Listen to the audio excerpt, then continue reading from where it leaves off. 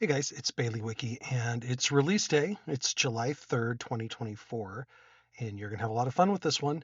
First, we have some enhancements to Mass Edit that they've been kind of rolling out this whole month, including the new tag navigator function. And for you V12 users, it actually supports regions. So not only that, but it makes it easy to actually move regions, save them as presets, and more will be coming down the pipe uh, as far as just adding functionality to the new regions. So before I go on, we are officially supporting Foundry V12. So you have our blessing to update to V12 now if you like, if all your modules are updated. Don't forget to back up your world. But if you're still skittish, we are simultaneously releasing with V11 support as well. This will be the last month we support V11, so plan on upgrading to V12 by next month. Okay, so for our 2D tiers, if you haven't seen my tutorial that came out today already on parallax tiles, you're going to want to see that because you can actually use it with this release. It's only on V12, so you have to update to V12 to use parallax tiles, but it's really cool. You'll see a big expansion of the terrain spawner, which also includes a new like randomization feature. So now like a single magical tile can spawn tons and tons of random scenes. In this case, we've added walled cities, farms, and docks in addition to the settlement streets that you saw from last time. So of course, we included a bunch of new assets for farm and docks to help you decorate those scenes.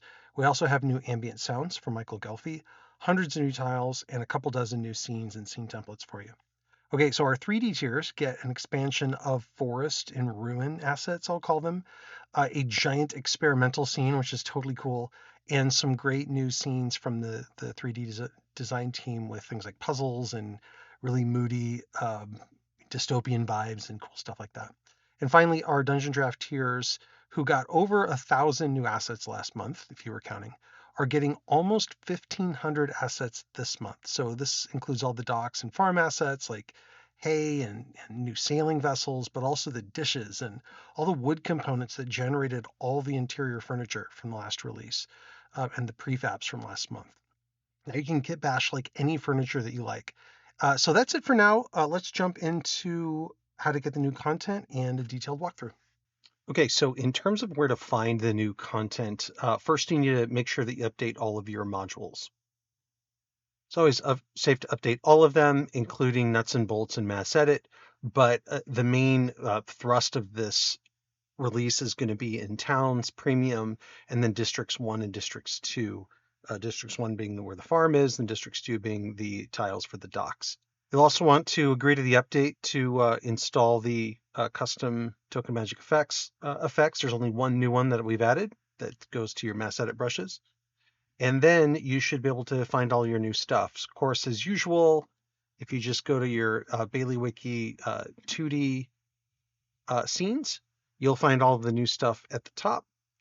Okay, in terms of the new prefabs, you can open up your Mass Edit browser and then just go ahead and generate your index just to make sure that you've got the latest. It will then generate the index of all the new stuff that came out. If you go to your All tab and you just type in the date, 2024-07, you'll see all of the new things that came out. You can also just type in new and you can see all of the extensions, ship sales, all the farm brushes that we've got, which we'll go through in some detail here, and all of the new boats that came for the dock series. And keep in mind all these boats have colorable sails as well. And then down below in the directory, we've got all the tiles that are new as well. We also have some new audio from Michael Gelfi. So let's look at some of the new stuff. We've got fish barrels and fishing poles, crates. You've got these dock extensions, which you'll see us use here in a second, but they just just go right up against each other to create different dock configurations. They often have multi-phase tiles if you're using the brushes, so you can change between different styles. We have some gangplank versions of these as well that you can use to not only connect your docks, but also use as gangplanks to get onto ships. We've got some large dock extensions, also coming in multi-phase tiles. We have a new crane as well. It's got a hidden token, a control token right in the inside there. You can rotate it around, and this payload that it's carrying is actually supported with writable modules, so your players can actually stick to it, and you can do some fun things like maneuvering them onto ships and things like that. You can resize it and do everything else that you can do with the prefab. The dock sails are all in brush format as well. They are automatically included in whatever boats that they are meant to fit, but it just gives you lots of different kinds of sails. These are all colorable. They happen to be colored at the moment, but if I drag this around, you can see this one is a composite. And some of these are just stackable. So you can really kind of make any configuration of sails that you want. Some of them have crow's nests built into them. You got some foresails, and then you can see them all in action here in all of these new boats. Now, these boats do not have lower decks. I'm happy to make them if you guys say that you want them, but because they do have the implication that they can have below decks. But these are really meant to throw into a scene and complement some of the larger ships like the galleon that you can, go down below decks and things like that. You can have an ocean skirmish with plenty of these, throw some cannons or what have you on the decks, and you're good to go. We do have some great Michael Gelfi audio.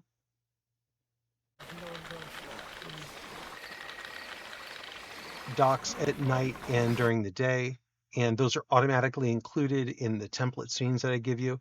And of course, we have this great new expansion of the spawner tile. So if you remember, if you go into your tiles and you look up spawn, you'll find this unlimited terrain spawner. And when you drop it onto a scene, it will fill the scene with a magical tile, and it will prompt you to pick what style of background that you want. So, and once you get it into your scene, you can use Monk's Active Tiles. I'm on my token layer. I can double click it, and I can do things like adjusting its position or changing its overlay. Let me show you the overlays really quick. We've got this overlay for the docks. And you can see it's one big tile, and it's tileable. So it can move around, zoom and pan, and you can create a lot of different maps, which I'll show you here in a second. We also have two different versions of tileable crops. We've got crops 1 and crops 2. The crops 2 I use in this release, but you have other options. And then you've got the walled city.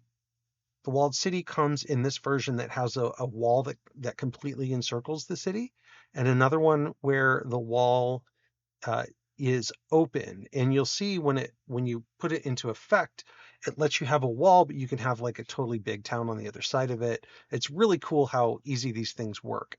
But those are your options for the tileable terrain. Let me show you the other enhancement here. Once we drop it into the scene and we double click it, we can hit the adjust position. And you can see, if you've seen this before, you can adjust it like this, and we can move it around and we can rotate it. But now we've introduced these little dice here. This is from Adif. And if you click these dice, it will randomly change the zoom, pan, and rotation. And you can keep going until you find a map that you like. Like, look, here's a perfectly good map. Maybe I want to rotate a little bit more. Now I can drop in some boats and, add some buildings to it, and a warehouse and a crane. And all of a sudden I've got everything that I was interested in, or I've got a new scene that's like brand new to my campaign. And here I've got a crane and I'm good to go, right? So that's this new randomization feature. It should automatically work for you. It is located, the macro that it calls is located in the compendium, but it should automatically call that macro. But look at this, like different scene right out of the box. Here's another scene, and all of a sudden you can have different things kind of surrounding a central area, and you'll see the kind of scenes that I generated with this later. You can even randomize it to the point where it's really all ocean, and you can have ocean battles as well. Going with the ocean release are the docks, the docks templates. So I'm introducing more and more of these templates now. They're built with the system you just saw. They automatically have a spawner tile in them, and they have some of the components that you might just want to use out of the box when you make these. You can just come into the scene, play around with it here if you want, or just make a copy. Just duplicate the scene, and then you're already started. The only difference is the size of them, right? So this scene is 40 by 30. You can certainly make some that are smaller, but you can do a 60 by 45 and even go as big as 80 by 60. And this is just a huge, huge scene where your players will get swallowed up in it. It's so big, but you can put some of those big ships in there and really go nuts if you want to. So let's look at some of the things I made using the system I just showed you. Here is a pirate island. You can see this is at night. Let's bring up the lights. You can hear that nighttime sound.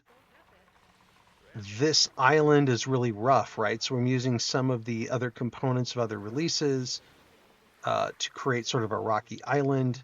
Players can disembark, make their way up here. There's a bank that I happen to choose here. You can delete it, put a different building in. But it's tactically interesting. There's a lot of places your players can shoot down to or try to fight their way up if you want to make this a skirmish. Otherwise, this is just an example of how you can make a explorable map. Then we have the ports destroyed and restored. So I'm using some of the fire effects that I've introduced in the past. These are just fire tiles that are all set. They've all got the tag fire tile. You can hide these fire tiles simply like that, and it just puts the fire out. There are some weather effects using FX Master, and you can hear the sound of flames crackling in the background. So the idea here is whether it's day or night, this port is on fire. You do have a couple of warehouses that your players can go into. But, and then we have this ship that's been sunk over here. This is actually enterable as well. Let's see if I have a token on the board. There's an interior inside the sunken ship as well. It's from the shipwreck release from a few months ago. Of course, if you want to play this as restored either before or after your party gets here, you have that option as well. If you haven't seen my tutorial yet on parallax tiles, it works really well with scenes like this where you have these overhead tiles for like ships' masts, for example, and they can parallax as you scan around. It makes a really cool effect. But same exact map, just in a restored state. More examples of what you can build. This one has the frigate deployed out here in the harbor. You've got an enterable building here. We're calling this a garrison at the port. Various boats that you can add or delete or bring more in. And then I wanted to show you this too. This is a tile. It's a sunken ship. And it's got a couple of things treated to it. And this is how you can create things that are sunken in the water. You just drop it in the water. You reduce its tile opacity down to maybe like 15-20%. And then it's got a token magic effects filter applied to it. We call it the underwater effect. You can apply that just simply opening up Mass Edit, for example. We'll open up an empty blank brush. And we'll come down here and we'll search for underwater. Here's the underwater effect. Save it. We will make it so it doesn't spawn. And then if you take out the spawner, and then if you touch something with it, it will give it this underwater effect. Then all you do once it has that effect is just reduce the tile opacity down, and it will look like it's underwater. It actually has some subtle animations to it as well. Here's the dockside market, usable in any capacity. We've got some facade buildings here. You can replace those with buildings that you can enter, and just some examples of how you can decorate this market using some of the new assets, including some of the boats from the canals in the previous release. And the warehouses at the docks, just another example of just using some of the existing components, dropping them in. And, I started with just a randomly generated background and dropped some things in, and we're good to go. This has the animated versions of the smoke, which you can change to static. Now onto the farmlands. I created these farmland overlay tiles. These are so you can create pens and openings within the farmlands themselves. There's a lot of crops, like corn crops, and you can just literally just drag them onto the scene. If you want to create a space that is empty, that maybe you want to put NPCs or horses or buildings or whatever, you can put them in places like that. You'll see examples of how we use them later. We've got a bunch of new basins, which are available just as tiles or as a brush if you want to kind of brush them in. New farm tools that everyone's going to need. And then lots of hay-based assets. So we've got hay beds, lots of hay bales. We've got these hay bale prefabs that you can butt together and create a bunch of things, like you could create a maze out of them, things like that. And then you've got all of these hay piles that you can put together, including colorable versions if you want to get fancy. And because I was making hay assets, I made some nests. So these aren't really farm related, but you've got some nests, and I've got a scene with some rock nests deployed there. And this works just as the other ones do. You can randomize its position and until you land on something that you really like, and you can make a map out of it. The farm also has templates, just like the others. There are, in all of these templates, day and night ambient sounds, in case you need them, but they just get progressively larger. We get into sample scenes where we have this broken wagon. We have a campsite by the road that leverages the fenced-in area here. Got like scarecrows. These are all new assets. Country Road gives you a nice big map to explore. You'll notice what I did with the walls. If I reset the fog of war, we have walls that we can walk through, but we can't see through them. So your players, you can build some intrigue here as they're walking down these country roads. They could, walk into the cornfields, and but until they make it here, for example, they won't see that there's some kind of altar, and the altar is a scarecrow kind of presiding over things. So you can tell some stories there as well. Our rural village just uses a very large version of this map to show you that you can make an entire village. It's got some rural components to it. This has a couple of enterable buildings, like this tavern that's really, really a tent. And you can see the map tips for other things in here as well. There's a barn, that kind of thing. And this is the farm and farmhouse. Another large map, has an entirely explorable house, barn. It's got some kind of campsite. The idea is maybe refugees are camping using this barn as sort of a waypoint. There are basements and other things that you can explore underneath the house. Like I mentioned, there is this map of rocks nests using all the different components. I put some tiles inside of the nests themselves that you can certainly change for really anything else that you want. But I like this sort of choke point in the middle. This was developed just using some of these plateau pieces over just a generic, grassy map. Here we have the templates for the walled cities. They work like everything else that came out in this release. You'll notice that, I defaulted with these templates to the open wall because you can get scenes like this where you have simply a bridge and then a bunch of areas where you can start dropping in homes and other things to decorate a town.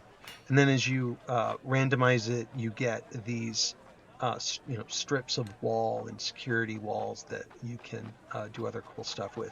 But you can see just randomizing it, you get entirely different scenes.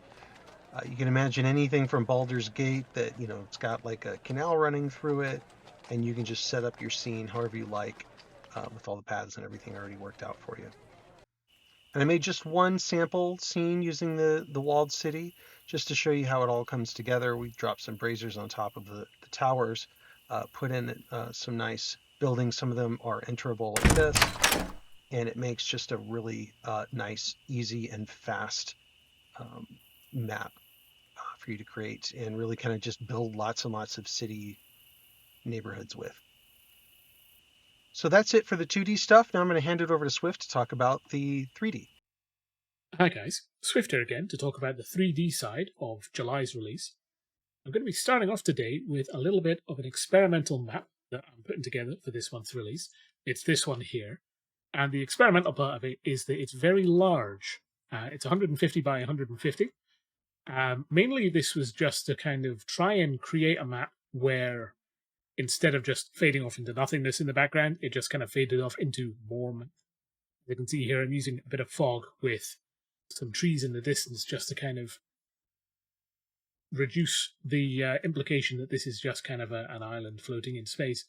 And I've just ended up making this rather large forest map. It's kind of hard to see all of it because, there's a lot of trees.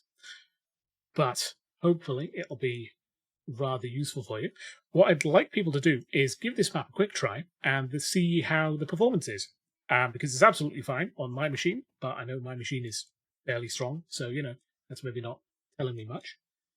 I'd also like to show off the clipping shader a little bit more, specifically with the smart camera kind of controls for it. If you've got what I've done for this here is I've selected the trees and I've put the clipping shader on them. So if I select a token, like Targo here, and then move him over here, the clipping shader clips out the trees, and I can kind of drag him around, and it clips out the trees as I go. It'll also do things like if I move the camera, it'll change what's being clipped out to keep him always in view.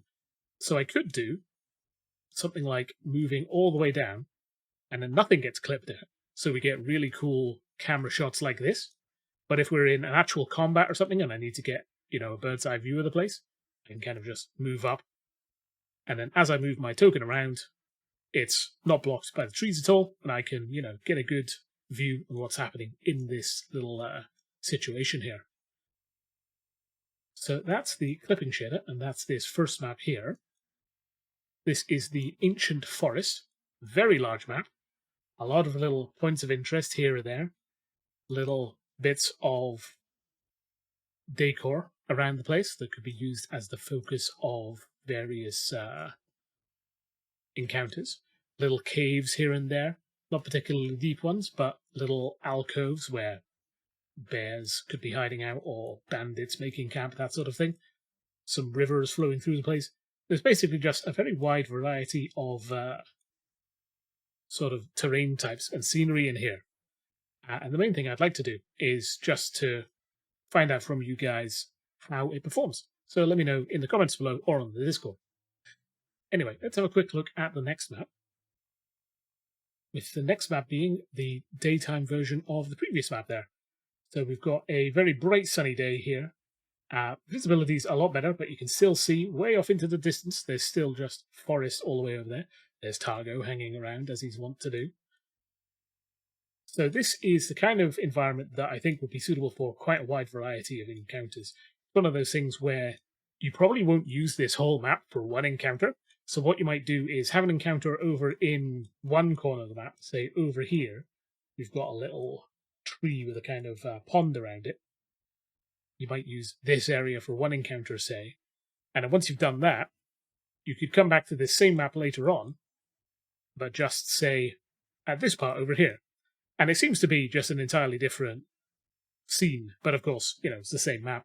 So it's a multi-use kind of environment, I think. And as I was saying, if you let us know if you have performance issues with it, because that's something we're quite interested in. That's it for the experimental maps for this one. Let's have a look at the next one. And the next map up is, of course, the Swamp Settlement map that some of you might recognize already. This is the map I created during one of our recent Design With Me videos. This kind of started out as just a hype map that I shuffled through for a while until I found something I like. And I started putting some buildings on it, painting over it with the splat map shader to draw in a road here, and then obviously putting in things like the trees and the water and all that sort of thing.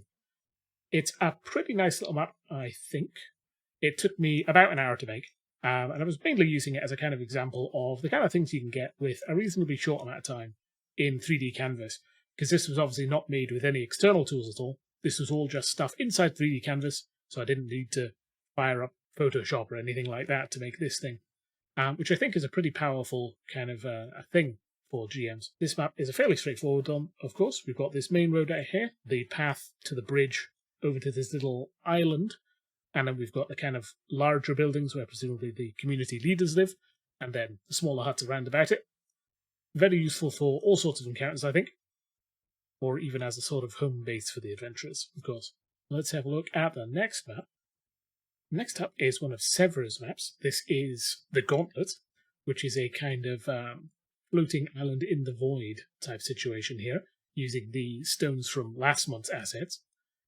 And what he's got here is various kind of astral planey style floating crystals and that sort of thing, as well as a trigger system.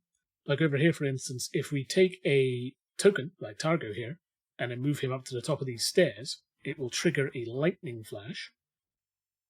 I go to the right spot and don't just rush all the way up the stairs. And what that'll do is illuminate the whole area and play a kind of thunder sound effect that probably isn't coming through because I don't have my audio set up correctly. but that's a very atmospheric little change there, I think. Something that you can add into any map, really. It's just audio that plays on a trigger, or that plays manually, of course. Any DM who's already been doing that knows the kind of impact that that can have. Overall, a map that is very abstract in its theme, but also very playable and very practical in its actual construction here. Like, all of these walkways and everything are all connected. A player can easily see what places they can stand, what places they can't. There's going to be no confusion here. And I think that's quite important with a lot of maps, really. You want it to be very visible and readable. And I think that's kind of been successful here. So with that, let's look at the next map. And next up, we have another Sevro map. This one's called The Grove. So this map focuses around this central kind of underground grove in the middle here. And it's got these 4 statues here of the 4 sort of archetypes. We've got a warrior, we've got a mage, we've got a roguey-looking type, and a ranger-looking type. And the idea with this puzzle here is that the players need to rotate them to face in a given cardinal direction. And then once they're all rotated correctly, they can use this switch over here to open this door and get through. It's probably not going to be a particularly difficult puzzle, but of course you can just sort of write your own clues, as it were. For example, the rogue, shrouded in sleek, looks towards the chill of the southern peak. Would give you an idea as to which direction the rogue should be facing, for instance. And so we've got these 4 side areas here, off the side of the main area, that will give you the clues, but then they'll also have things like secret passages and different elevations and stuff like that. So there's presumably going to be some sort of creatures or occupants trying to stop the players from quite so easily solving the puzzle. Once they've solved all of those, they can go up to this lever here and click on it, and they'll get a prompt asking them if they want to flip the lever. And if they say yes, and they've got it right, the door will slide open and they'll be able to proceed. So that's quite a simple little map, I think. It's really nice getting puzzles into your game. Whether or not you want to write your own clues for this is up to you. You can, of course, edit each of these as well and have a look and see what it was that we've used to make this system. And so you can kind of create your own variations on it. That's something I definitely encourage. But hopefully this is the kind of thing that your players would find fun. Let's have a quick look at the next one. And this next one is our last Sevro map of the evening, the Temple of the Three Waters. And this is similar to the previous one in that we've got some simple puzzles going on in order to open a door. We've got this giant ornate door with 3 different gems on it. And then along these side passages, we have these great stone heads with levers nearby them. If a player comes close to the lever and then clicks it, they can raise the gate.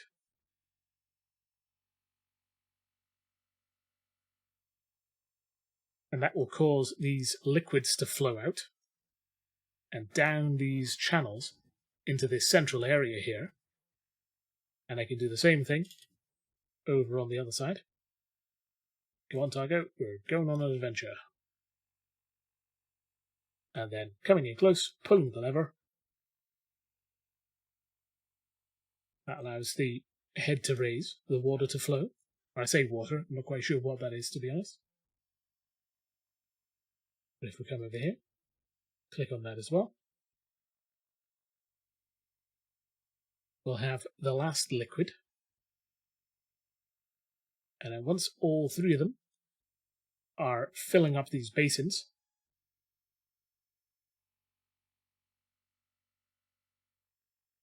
the door itself will slide down and these statues will slide out of the way. And you've got a very dramatic entrance into the rear chamber here. As to what's in the rear chamber, this would be either a treasury or a boss creature or some other important thing. That will greatly depend on the campaign you're running. In the back here, you've got some options to reset the traps, as well as just a large open area for a climactic encounter, and a pressure plate over here, in case more traps are to your liking. Overall, very cool map, I think. So well done to Sevro for that one. And I think this is a kind of thing that I think would really impress some people. This next one is a violet map, so very stylish, as you might imagine, straight out the gate. We've got the Ancient Ruins. And this is a very ancient ruin, as you can kind of tell by looking around the place. There's a lot of stone and bare rock, and not so much in the way of constructions. So these ruins must have been here for a very long time, sunk under the earth. Or perhaps this is actually an open-air area, and these are actually just a mountain fortress. Either way, I think it's a pretty interesting location. And we've got lots of very tight corners here, and little small passageways into small chambers here and there. This is perfect for very kind of close-in fighting, I think. It really works pretty well in a system like D&D or Pathfinder or such. We've also got secret walls, like this entire wall that just sinks down and opens up into an alternate way into this area here. Players can get up here and then have a height advantage over this encounter down here. Or indeed, it could be enemies that are up there, so that the players will be able to get a back attack on them, so that they can then rain arrows down on whoever it is that's making this place their home. And then the centerpiece of this map here is this altar up on this kind of raised plinth here. So this would be the kind of place where the leader of whoever is dwelling in this place would stay. As we know, an altar is always a good center point for any kind of D&D map. And as for an entrance or an exit, you can have this exit over here, just from off the map. And then, of course, there's these caves down here that just kind of lead into darkness. And that could either lead further down or maybe to another exit. Overall, another map that I think is rather good just for how kind of playable it is and how easily visible all the kind of playable area is. Let's have a look at another stylish map. And this here is another Violet map just called the Deadlands. And it is another very kind of evocative one here. How simple it is conceptually. We've got this wide open area here with cracked earth in different sort of elevations here made using the rune tool. Dead trees around the place and this hanging mist over the entire area. This is definitely a great map for the middle of, the mana wastes, for instance, or any sort of place where there's not many things that live, at least not in the traditional sense. There's a lot of open ground, so this might be disadvantageous if your party have a lot of melee guys, for instance. And there's a lot of kind of raised areas here, which might just be for decor, or it might be that someone is actually using these pillars for some purpose, requiring the players to climb up them. That's always a fun challenge. Overall, though, a very stylish map, I think. And then we've also got, and this is a map just called the Deadlands Part 2. So this is the same sort of area. We've got the dry, cracked earth, the ever-present fog, the jagged mountains, and this structure poking out of the earth here at an angle because the foundations have started to sink. This is the kind of thing that I think could be really evocative as the entrance or exit from a deep underground place. Like, for example, if your players were down in the Underdark for a long time, and then they finally broke into the surface, but they breached here, for instance. Wonder how happy they'd be about that. Faced with a new challenge of trying to survive in a place like this, especially if they're being pursued. Or, of course, it could be the location of potentially great riches if they're coming from somewhere else, and they know they have to travel through the Deadlands to reach this place. Overall, it's really simple maps like this that I think are the most flexible, because they could be used for a wide variety of scenes. And even I think just looking at them is great for giving you ideas for things to run in your campaign. So it's one of those things I definitely recommend to people who are looking for ideas and wanting to use 3D, is just to kind of flick through the maps that we've got, or even through the community map browser as well. There's always people adding maps to that, and a lot of them, especially recently, have been really good. For this one, though, let's have a quick look at the assets that we're adding in. So for the inventory scenes this month, we've got two separate ones. I've separated them out because we've got one set that really kind of goes together, and then another set that really goes together. They sort of work with each other, but I think these are kind of made with each other in mind. So this first set here is the set that was used to make the first map that you saw, the giant experimental one, from the start of my section here. So we've got a couple of different trees in a sort of bright, stylized style, various branches and logs and that sort of thing, rocks, as well as ancient columns with faint engravings on them. They're kind of hard to see. And then, the giant stone head, of course. Mossy artifacts from whoever was here before. And then here, these aren't really props exactly. What I've done is I've put the textures that I used for the map that we were looking at just onto some spheres to kind of show them off here. So these are kind of available in the textures folder for people to use to put on their own maps or to kind of put on any prop, really. We've got for the kind of slightly more technical people, we've got the PBR versions of the materials in our folder, but then we've also got just the base color, which is the one we use for the splat maps. But, we've included both. Either way, these will be hopefully quite useful to you for making your own maps. And then over on the other side, we have a wide variety of foliage. Some of these are very, very small, so we'll zoom right in. Various different kind of bushes of various sorts, hanging vines and that sort of thing.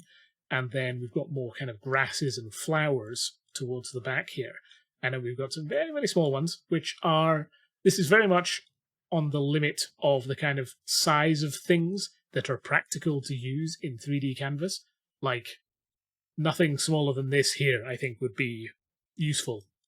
But potentially useful if you're wanting to do a really high detail kind of set piece on a desk or in a pond or something like that. Similarly, over here, we've got a wide variety of flowers, some of which are difficult to show up because they're quite thin. They would really better show up against a darker background, but, we're working with what we've got here. And then, grasses and flowers and that sort of thing. Some of these flowers will have emissive maps, and what that'll mean is that they'll glow in the dark. You might have seen from back at the start of this section here, some of the plants were very visible from very far away. But other ones won't. They'll be kind of subtle little colour decorations here. And we've got various lily pads as well. So overall, we've got a lot of tiny, tiny little plant details here that would be great for decorating smaller, high detail maps.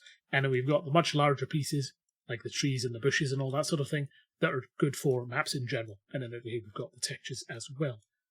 So that's our first asset set. Let's have a look at the second one real quick. And the second set is quite a simple one. It's just a kind of expansion of the trees that we have available. These are kind of stylized. They're obviously semi-realistic, as you can kind of tell what they are just by looking at them. But overall, they're obviously not intended to be photorealistic. They're kind of more stylized sort of things for more stylized adventures. Various different types, of course, as you can see, some with leaves, some without, some with snow on them, some without, and just a kind of expansion to the trees that we already have. These ones are just called the stylized June 24 set. The previous set we were looking at was the Ancient Forest set, so those will be available from this month. So that's a quick look at our maps for this month, as well as the props that we're going to be adding in. As ever, like I say every time, any sort of questions, comments, and that sort of thing, greatly appreciated, either down in the video below or over on the Discord. Suggestions for the kind of things that you'd like to see are also greatly appreciated, or generally just anything you'd like to ask about anything on the 3D side at all. Anyway, that's all from me for today, so I'll pass you back. Okay, Dungeondraft users, buckle up. You are looking at this giant inventory scene. There is, I think, almost 1,500 new assets. Everything from and this is a lot of, like the farm tools and the docks and things like that. But you also got just like really useful stuff, like tons of hammocks and these hammock prefabs that you can just. So I showed you how I created the prefab here, and then I dropped in the prefabs to show you how they work. If you just search for hammock, you can get these things, and they're just like super handy to use.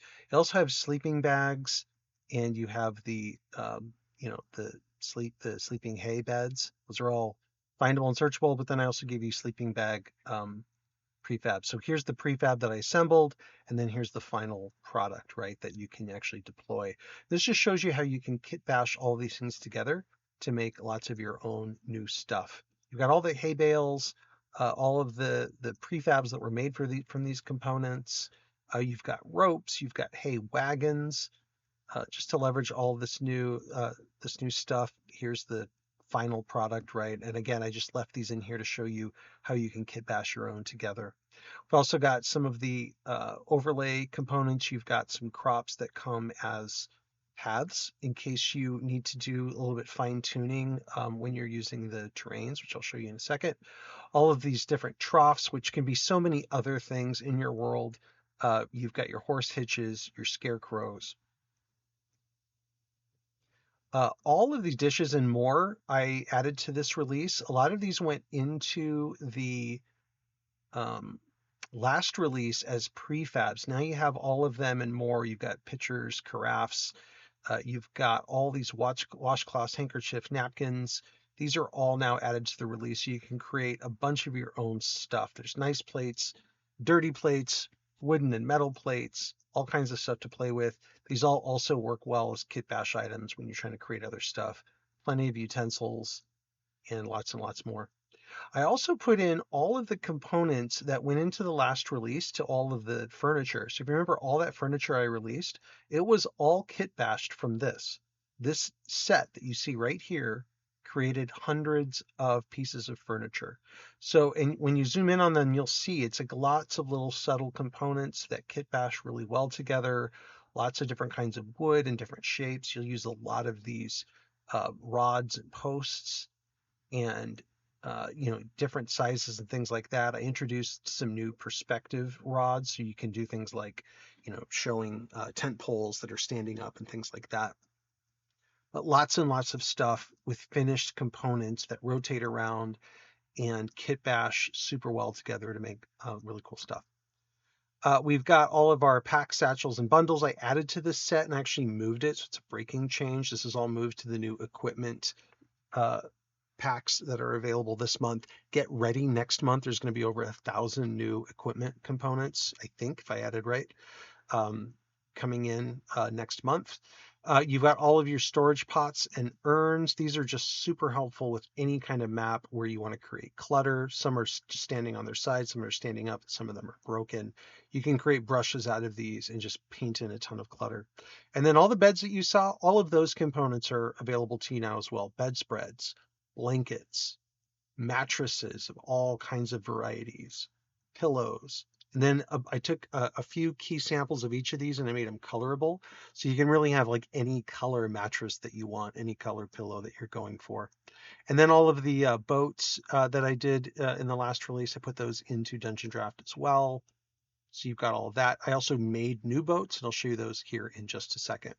After we get off of our inventory, and by the way, there are still also other things you don't see in the inventory, like, for example, the terrains.